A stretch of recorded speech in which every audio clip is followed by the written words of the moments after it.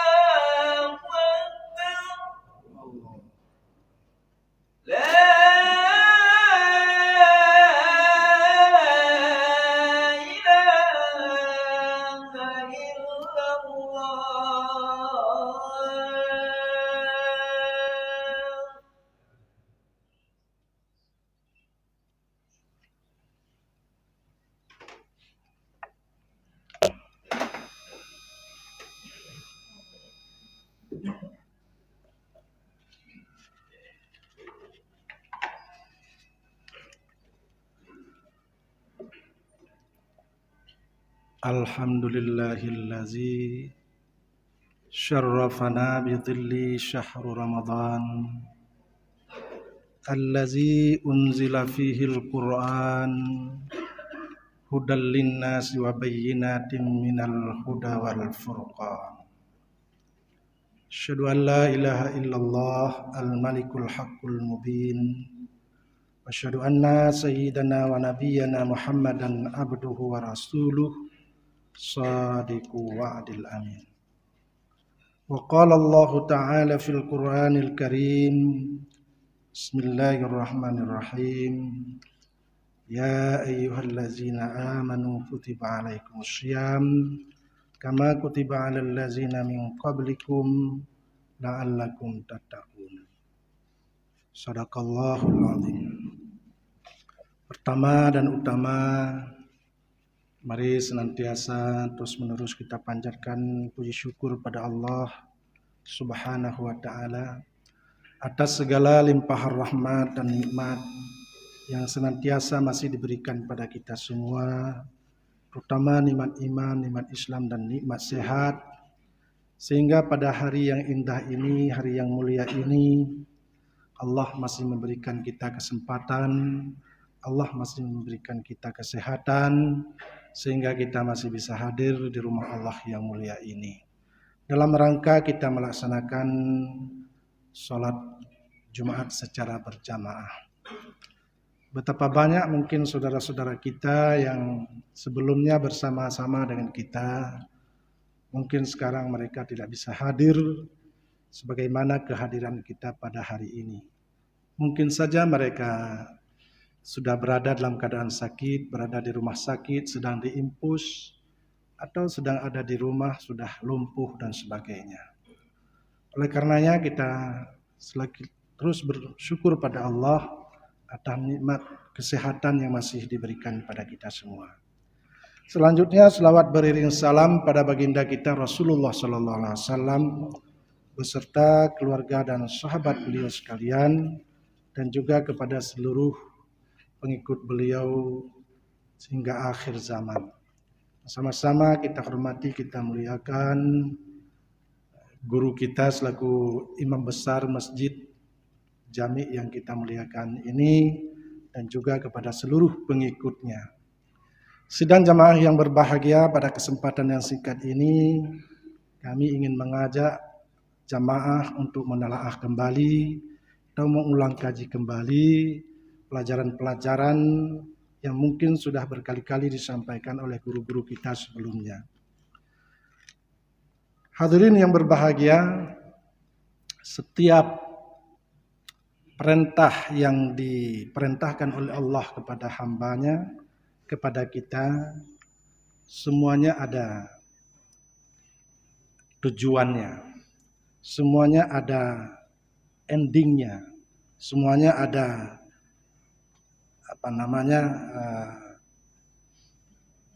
outcome-nya. Jadi tidak sia-sia yang disuruhkan apa saja. Baik itu untuk larangan juga seperti itu. Setiap larangan yang dilarang oleh Allah Subhanahu wa taala pasti ada akibatnya, pasti ada efeknya, pasti ada endingnya yang akan kita terima bila kita melakukannya. Sidang jamaah yang berbahagia, begitu juga perintah puasa. Puasa yang diperintahkan kepada kita setiap tahun, 1 bulan di bulan Ramadan, ada ending yang harus kita peroleh sebenarnya. Ada sasarannya yang harus kita raih. Sama juga seperti salat diperintahkan kepada kita, apa endingnya, apa tujuannya Allah memerintahkan salat 5 waktu pada kita. Itu terjawab sendiri dari firman Allah, aqimis shalah innas salata tanha 'anil fahsya'i wal munkar. Dirikanlah salat, sesungguhnya salat itu bisa mencegah perbuatan keji dan mungkar. Jadi sesungguhnya ending daripada perintah salat itu bisa kita mencegah perbuatan keji dan mungkar. Tujuannya ke situ. Nah, kalau kita sudah melaksanakan salat mungkin bukan 1 tahun, 2 tahun, mungkin sejak balik, kalau sekarang sudah umur 50 tahun, berarti sudah 35 tahun kita melaksanakan salat. Sementara perbuatan keji dan mungkar belum bisa kita hindari secara totalitas. Artinya apa? Ini belum mencapai sasaran. Salat yang kita laksanakan itu belum mencapai tujuan yang diharapkan. Karena inti daripada perintah salat, pelaksanaan salat, mencegah perbuatan keji dan mungkar. Maka oleh karenanya selalu harus dievaluasi. Apa sebab kita sudah melaksanakan salat, tapi kita masih melakukan perbuatan keji dan mungkar. Itu di salat. Kemudian kita lihat di yang lain, di zakat misalnya. Allah memerintahkan kita untuk membayar zakat bagi orang-orang yang mampu. Khuz min amwalihim sadaqatan tutahhiruhum wa tuzakkihim biha. Jadi kata khuz itu fi'il amar. Perintahkan, ambilkan harta sama orang-orang agniya, dari orang-orang kaya untuk membayar zakat. Ada unsur paksaan di situ. Sebenarnya umara berkewajiban memaksa orang-orang kaya untuk memungut zakat berdasarkan firman Allah ini. Karena fi'il amar di situ. Untuk apa Allah memerintahkan orang kaya untuk mengeluarkan zakat? Tutahhirahum. Untuk yang pertama membersihkan harta. Itu endingnya. Kita memiliki harta, dengan sekian banyak harta yang kita peroleh secara halal. Tidak ada unsur riba yang kita kumpul secara halal, harta kita masih dianggap tidak suci. Belum bersih, walaupun kita peroleh dengan secara halal, apabila belum kita keluarkan zakat. Itu mana? Tutahhiru, membersihkan harta. Yang kedua, sambungan ayat itu, wa tuzakkihim biha. Dan dengan membayar zakat itu bisa membersihkan jiwa si pemberi zakat. Bisa membersihkan hati dari si pemberi zakat, dari sifat riya, takabur, dan sombong karena memiliki harta. Jadi dengan mengeluarkan zakat, kita menyadari sesungguhnya bahwa harta yang kita miliki bukanlah permanen untuk kita. Ada hak orang lain. Wa fi amwalihim haqqul lisailin. Nah, ini ada tujuan semuanya. Kemudian kita lihat lagi ke haji misalnya, rukun Islam yang berikutnya, ke haji. Kita diperintahkan haji. Apa ending perintah haji itu? Melaksanakan rukun Islam yang kelima itu. Di dalam sebuah hadis yang sangat populer sebutkan al-hajjul mabrur laisa lahul jaza illal jannah. Haji yang mabrur tidak ada balasan lain kecuali surga. Ini luar biasa. Tidak ada satu perbuatan pun yang lain yang dijamin langsung surga kecuali haji. Tapi untuk memperoleh haji mabrur itu bukanlah semudah kita membalik telapak tangan. Sementara untuk mendapat surga itu harus memperoleh haji mabrur. Maka orang-orang yang melaksanakan haji itu untuk minimal bisa memperoleh haji mabrur harus bisa menghindari 3 hal. Faman faradha fihinnal hajja fala rafasa wala fusuka wala jidala. Apabila kita melaksanakan haji yang akan menuju ke haji mabrur, maka hindari paling kurang 3 hal. Yang pertama, rafas, fusuk, dan jidal. Rafasa, fusuka, wajidala. Dan ini persoalan yang paling banyak terjadi di tanah suci bagi orang-orang yang melaksanakan haji. Maka secara konteks, kenapa Allah Subhanahu wa taala 14 abad yang lalu mengungkapkan ayat ini tentang persoalan haji? Memberitahukan bahwa hati-hatilah orang yang naik haji terhadap 3 hal itu. Artinya apa? Allah sudah tahu bahwa itu persoalan yang sangat menonjol di tanah suci sampai hari ini. Persoalan rafas, fusuk, dan jidal. Maka akibat itulah kalau itu masih dilakukan, tidak akan mungkin bisa menjadi haji mabrur. Kalau tidak bisa memperoleh haji mabrur, maka tidak mungkin yang ditawarkan surga untuk kita peroleh. Itu yang ketiga. Yang keempat, kita diperintahkan puasa. Ya ayyuhallazina amanu kutiba alaikumusiyam kama kutiba alal ladzina min qablikum la'allakum tattaqun. Saya rasa sudah sangat familiar ayat itu dengan kita semuanya, karena puasa ini sudah 23 hari. Semua penceramah, semua khatib selalu menyampaikan ayat itu. Jadi di dalam ayat itu Allah Subhanahu wa taala mengajak kita, ya itu dalam bahasa Arab disebut dengan ya nida. Ya yang mengandung panggilan, yang mengandung arti seruan, yang mengandung arti ajakan. Ya ayyuhallazi, wahai orang-orang yang beriman. Ya ayyuhallazina amanu. Amanu itu munada dalam kaidah bahasa Arab. Munada itu orang yang kena panggilan. Wahai orang-orang yang beriman. Allah mengajak, menyeru, memanggil, wahai orang-orang yang beriman. Di dalam ayat puasa ini Allah tidak mengajak, ya ayyuhan nas, wahai manusia. Tidak, tapi wahai orang-orang yang beriman. Kenapa? Karena puasa itu berat. Sesungguhnya puasa itu berat. Maka tidak mungkin dikerjakan oleh manusia secara umum. Hanya yang mampu puasa itulah orang-orang yang beriman. Maka Allah menggunakan Ya ayyuhallazina amanu. Itu. Kemudian kutiba alaikumusiyam. Kata-kata kutiba itu sudah dijelaskan oleh guru-guru kita semuanya. Sesungguhnya bukan kalimat wajib di situ. Bukan fi'il amar. Kalau salat tadi langsung dengan fi'il amar. Aqimis shalah. Innas salata tanha. Aqimis shalah itu fi'il amar. Kalau zakat, khuz min amwalihim. Ambillah zakat.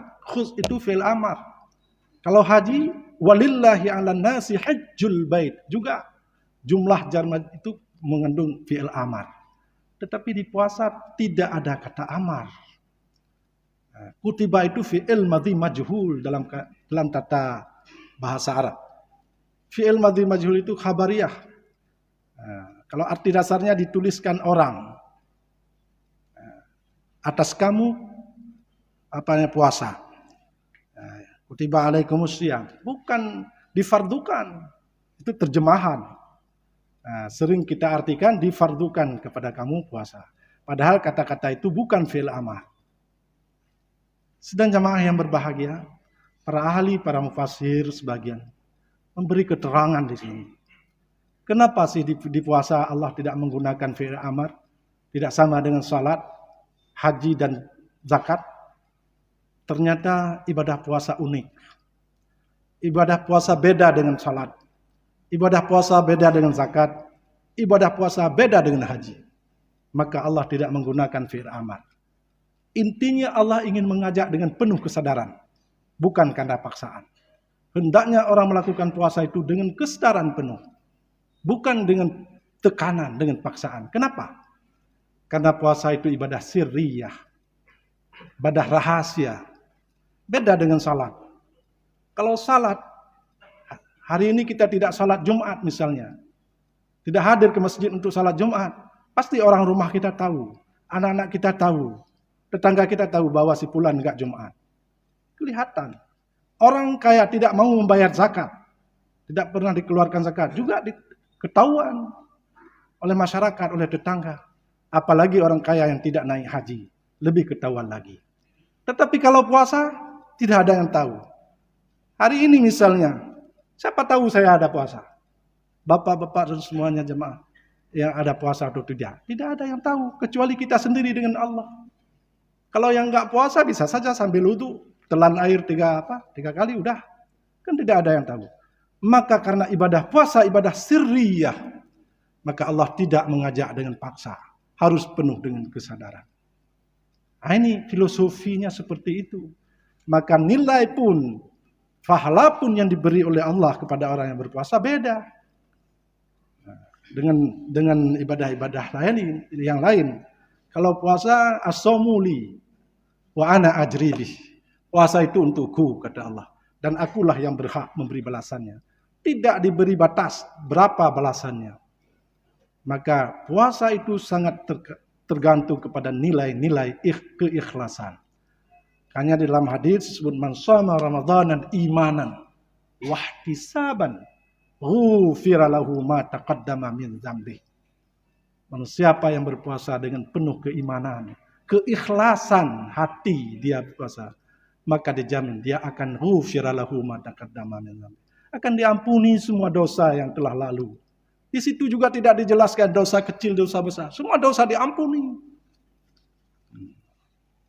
Hal-hal seperti itu, sudahkah kita memilikinya? Sudahkah kita memperolehnya? Selama kita sudah berpuasa mungkin.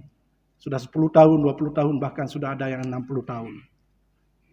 Sudahkah kita raih apa yang ditawarkan itu? Ini mungkin yang menjadi bagian evaluasi kita. Karena sesungguhnya ending daripada puasa ini, tujuan akhir daripada perintah puasa ini adalah la'allakum tattaqun. Kan beda, kalau salat endingnya mencegah perbuatan keji dan mungkar. Kalau haji endingnya surga. Kalau zakat endingnya membersihkan harta dan membersihkan jiwa. Tapi kalau puasa endingnya menjadi manusia yang takwa. Hadirin jamaah yang berbahagia. Takwa itulah sebuah titel yang diberikan oleh Allah Yang tiada titel yang lebih tinggi dari itu. Ada titel sabirin, mukhlisin, salihin, dan sebagainya. Semua di bawahnya. Titel takwa itu titel yang tertinggi. Dan dalam Al-Quran itu banyak sekali kata-kata takwa yang disebutkan. Lebih 240 kali dalam berbagai bentuk kosakata. Jadi oleh karenanya, ending daripada puasa adalah menjadi manusia yang takwa. Jadi kalau kita mau raih titel yang lain, bisa kita target barangkali. Mau jadi sarjana S1, bisa kita target. Kita akan tinggal di Darussalam selama 5 tahun atau 7 tahun. Di Darussalam 7 tahun, kamu temu S1. Nah lah kira-kira. Oh mau S2, tambah lagi 3 tahun lagi. Mau S3, tambah 3 tahun lagi. Insya Allah sudah dapat S3. Ada bisa ditarget. Tapi untuk meraih titel takwa yang sangat mulia ini, bisakah kita mentarget? Atau kita bisa kita rasakan dari pelaksanaan puasa ini. Karena salah satu jalan untuk memperoleh takwa adalah dengan puasa.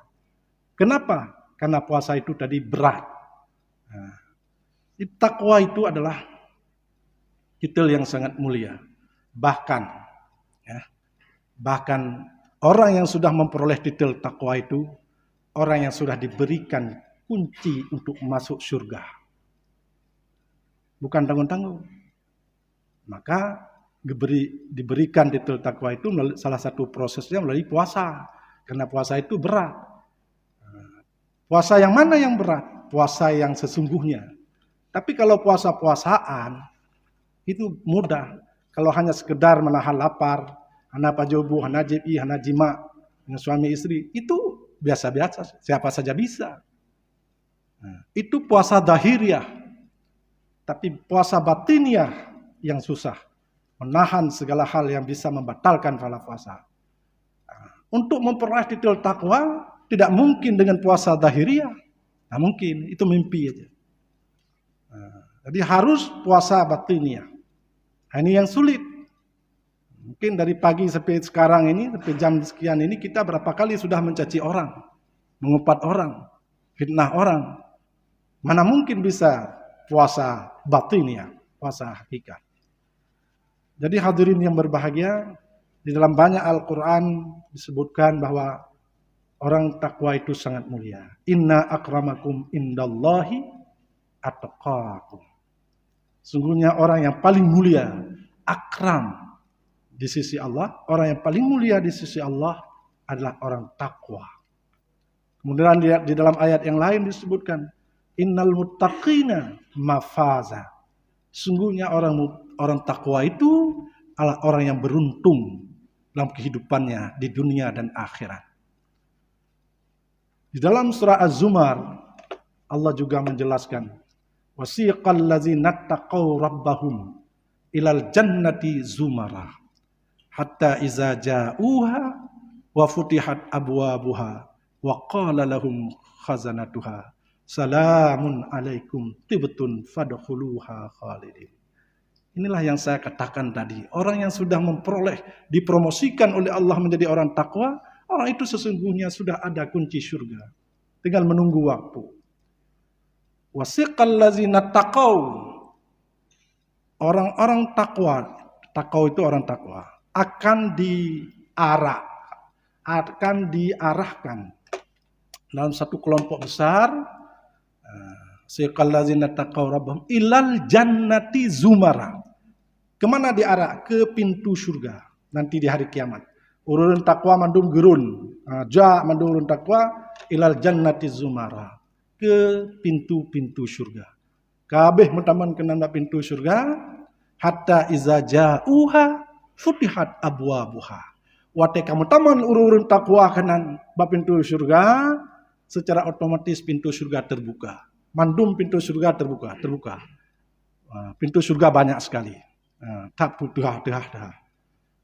Dah mandum pintu surga, penghuni penjaga surga mengatakan, salamun alaikum tibtun fadkhuluha khalidin. Sejahteralah anda yang sudah meraih surga. Selamat untuk masuk ke surga di pintu mana saja yang kamu mau, kekal abadi kamu di dalamnya. Inilah balasan bagi orang-orang yang puasa, yang sudah puasa yang sebenarnya. Hadirin sidang jamaah yang berbahagia, inilah mungkin barangkali sekedar ulangan 4 macam perintah syariat kepada kita. Puasa ada endingnya, zakat ada endingnya, haji ada endingnya, salat ada endingnya. Jadi tinggal bagaimana kita meraihnya itu. Untuk meraih titel takwa itu bukanlah sesuatu yang mustahil. Bukan sesuatu yang mustahil. Masih bisa siapapun. Oleh karenanya mari kita mencoba mengevaluasi diri. Bagaimana puasa kita yang sudah kita lakukan ini? Mengarahkah kita ke situ atau belum? Hadirin sedang jamaah Jumat yang dirahmati Allah Subhanahu wa taala, demikianlah barangkali tausiah singkat pada hari yang berbahagia ini. Moga-moga bermakna dan berguna dan bermanfaat kepada kita semua. Amin, amin ya rabbal alamin. Alhamdulillahi rabbil alamin. Wa bihi nasta'inu ala umurid dunya waddin. Sallallahu ala Muhammad. Usikum wa iyaya bittaqwallah. Faqad fazal muttaqun. Wa qala Allah ta'ala fil Qur'anil Karim. Bismillahirrahmanirrahim. Wa ta'awanu 'alal birri wat taqwa. Wala ta'awanu 'alal ismi wal 'udwan. Barakallahu li wa lakum fil Qur'anil 'azim wa nafa'ani wa iyyakum bima fihi minal ayati wa zikril hakim wa taqabbala minni wa minkum tilawatahu innahu huwal ghafurur rahim.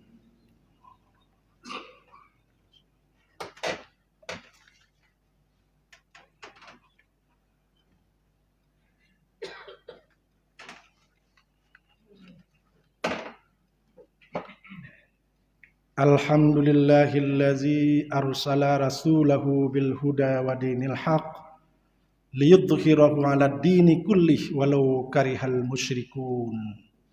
Asyhadu an la ilaha illallah wahdahu la syarikalah wa asyhadu anna sayyidana wa nabiyyana Muhammadan abduhu wa rasuluh. Allahumma fassalli wa sallim ala hadzal nabiyyil karim Sayyidina wa maulana Muhammadin wa ala alihi wa sahbihi ajma'in.